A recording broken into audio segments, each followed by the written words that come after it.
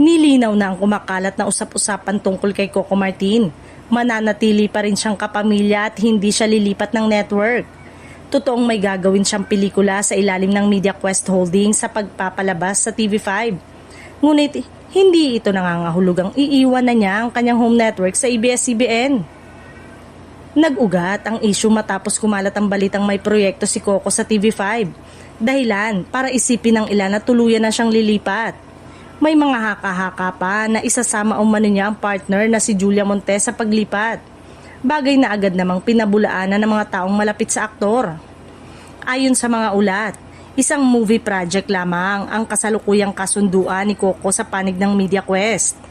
Wala itong kinalaman sa eksklusibong kontrata o long-term transfer. Sa katunayan, patuloy pa rin ang kanyang mga commitments bilang kapamilya, lalo na sa kanyang mga teleserye at iba pang proyekto sa ABS-CBN.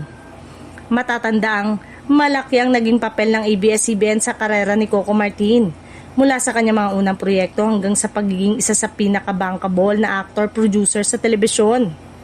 Kaya naman, hindi nakapagtatakang mananatili pa rin ang kanyang ugnayan sa network na matagal na niyang tahanan. Samantala, wala ring kumpirmasyon na may plano si Julia Montes na lumipat ng network. Nanatiling tahimik ang kampo ng aktres hinggil sa issue at tila mas pinipili nitong huwag patula ng mga espekulasyon. Sa ngayon, malinaw ang isang bagay, si Coco Martin ay mananatiling kapamilya.